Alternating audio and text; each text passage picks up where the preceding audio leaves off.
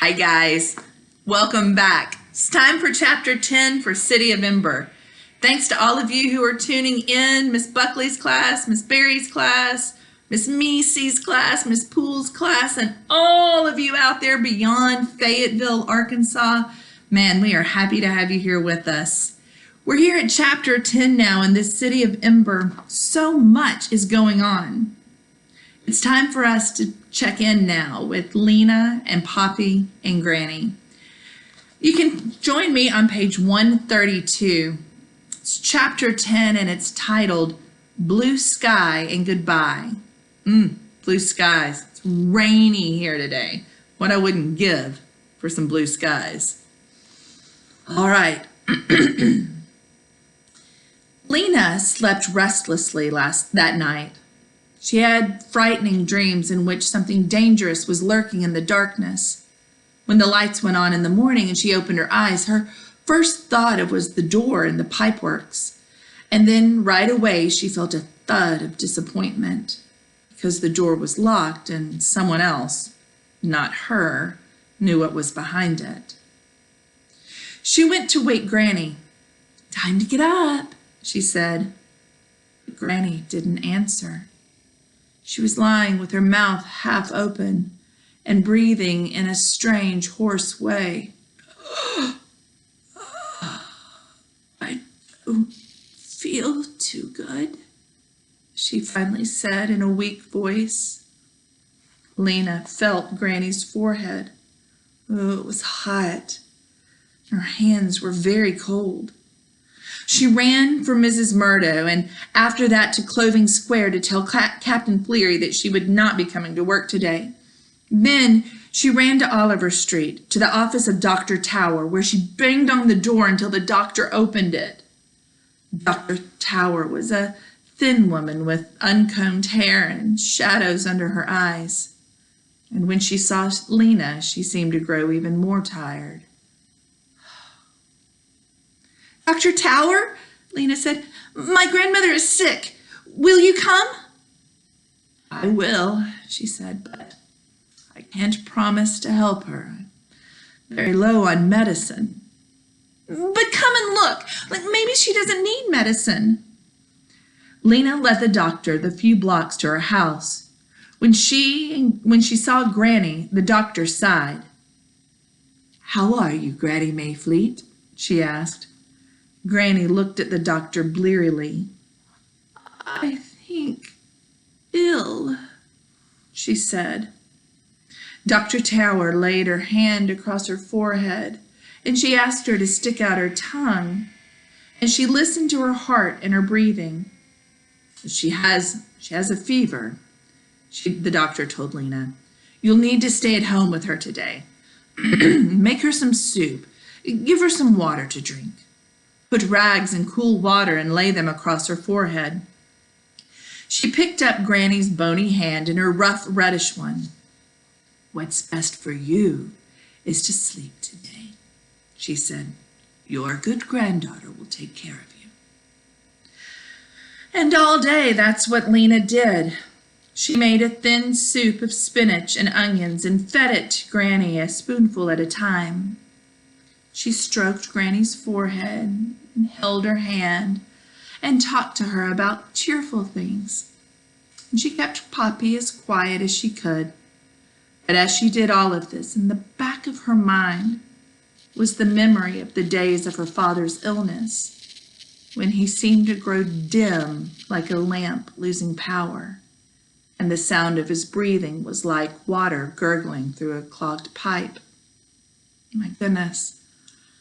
The author really chose two very powerful and very descriptive similes there, to describe the sound of her father.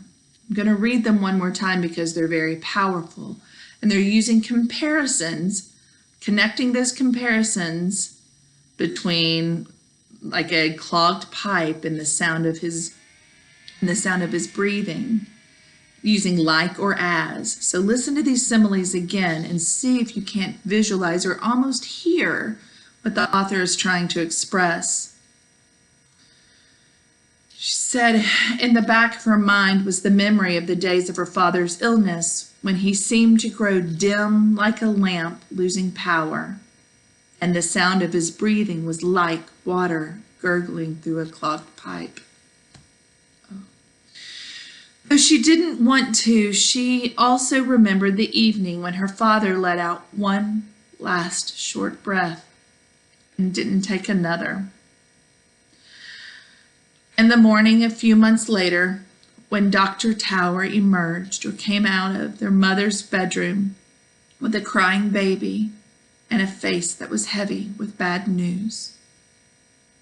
From that, we can infer that soon after the death of Lena's dad, Lena's mom died giving birth to Poppy. And that's why they live with Granny. In the late afternoon, Granny got restless. She lifted herself up on one pillow. "Did we find it?" she asked Lena. "Did we ever find it?" "Find what, Granny?" "That thing that was lost," Granny said. "The old thing that my grandfather lost." "Yes," said Lena. "Don't worry, Granny. We found it. It's safe now." "Oh, good." Granny sank back into her pillows and smiled at the ceiling. "What a relief," she said. She coughed a couple of times, closed her eyes, and fell asleep.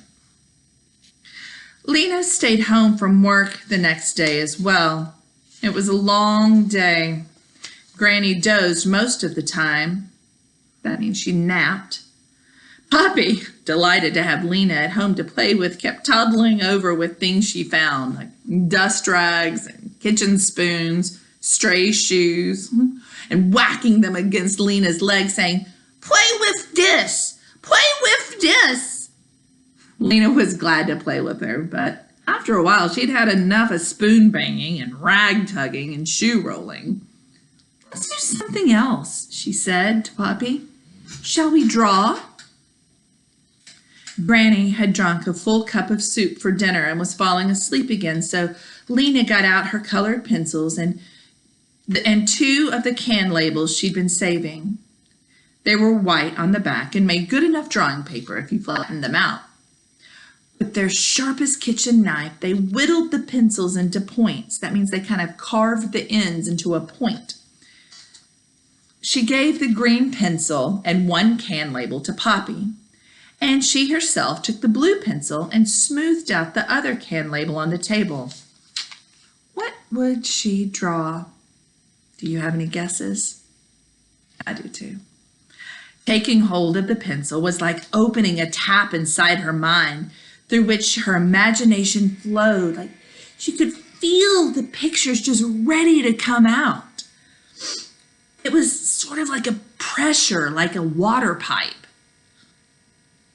She always thought that she would draw something wonderful, but what she actually drew never quite matched the feeling. It was like when she tried to tell a dream, like the words never really captured how it felt. Poppy was grasping the pencil in her fist and making a wild scribble. "Look it! Look it!" Can't you just picture a toddler doing that? "Lovely," said Lena. And then, without even a clear idea of what it was to be, she began her own picture. She started on the left side of the can label. First, she drew a tall, narrow box, a building, and then more boxes next to it, a cluster of buildings. Next, she drew a few tiny people walking on the street below the buildings. It was what she almost nearly always drew. The other city. And every time she drew it, she had the same frustrating feeling, like there was just more to be drawn. There were other things in the city. There were marvels there. Now let me stop here. I'm not talking about Guardians of the Galaxy marvels. I'm talking about the noun marvels. Something to marvel at is something that you stare at in wonder and excitement. For anyone who has ever been to, let's say, how about St. Louis? The St. Louis Arch is a marvel. It's just amazing to look at. How did they do that? The Egyptian pyramids are marvels. You have a marvel in your city as well. I want you to go out and find it. What's something in your city that just makes you go, whoa, that's cool? That's what Lena feels like she's missing from her picture. She feels like there's more to a city than just buildings. I tend to agree. There were marvels there, but she couldn't imagine what they were. All she knew was that this city was bright in a different way from Ember. Where the brightness came from, well, she didn't know. She drew more buildings and filled in the windows and doors. She put in street lamps. She added a greenhouse. All the way across the paper, she drew buildings of different sizes. All the buildings were white, well, because that was the color of the paper. Pardon. She set her pencil down for a moment and studied what she had done. It was time to fill in the sky. In the pictures that she'd done with regular pencils, the sky was its true color, black. But this time she made it blue, since she was using her blue pencil. Methodically, that means carefully and slowly, as Poppy just scratched and scribbled beside her, Lena colored in the space above the buildings, her pencil moving back and forth in short lines until the entire sky was blue. She sat back and looked at her picture. Wouldn't it be strange, she thought, to have a blue sky? But she liked the way it looked. It would be beautiful, a blue sky. It's rainy here. I kind of am hoping for blue skies too. Poppy had started using her pencil to poke holes in her paper. So Lena folded up her own picture and took Poppy's away from her. "Time for dinner," she said.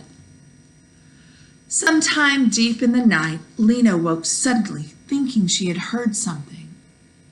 Had she been dreaming? She lay still, her eyes open in the darkness. The sound came again, a weak, trembling call. "Lena!" She got up and started for Granny's room. Though she had lived in the same house all of her life, she still had trouble finding her way in the night when the darkness was complete. Has that ever happened to you, where you woke up in the middle of the night to go to the bathroom or get a drink of water or something, and you wake up and your room is so dark and you kind of get lost in your room? You have to feel along the walls to figure out how to get out. It's happened to me before. It's such a strange feeling.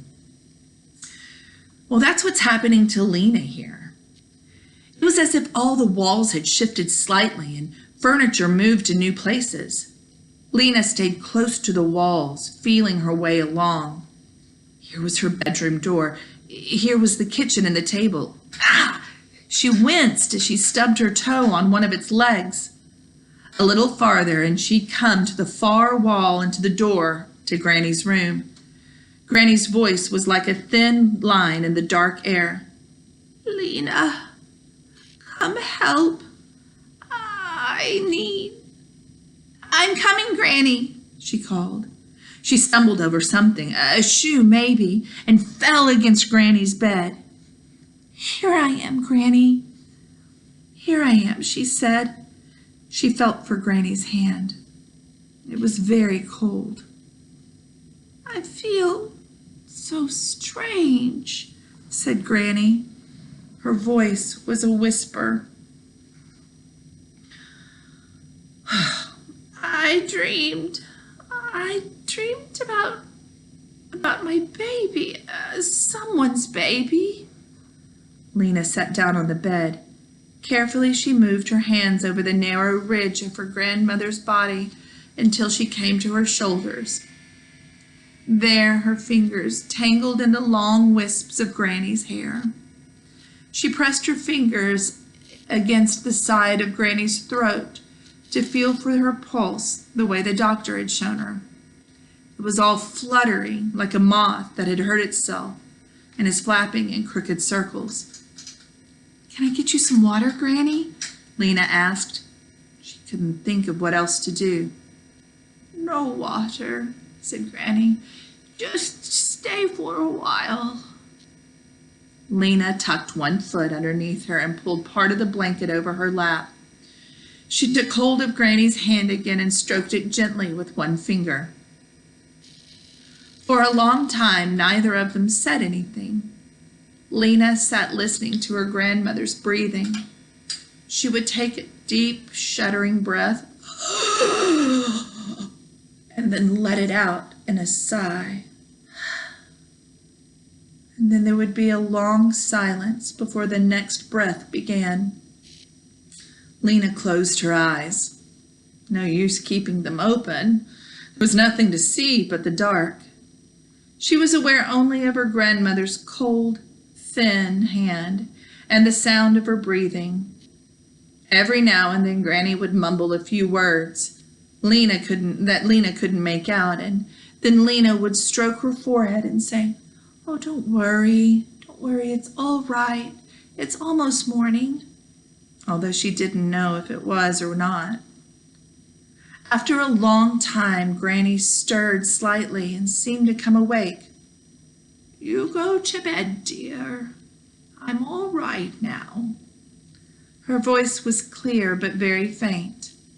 "You go back to sleep." Lena bent forward until her head rested against Granny's shoulder. Granny's soft hair tickled her face. "All right then," she whispered.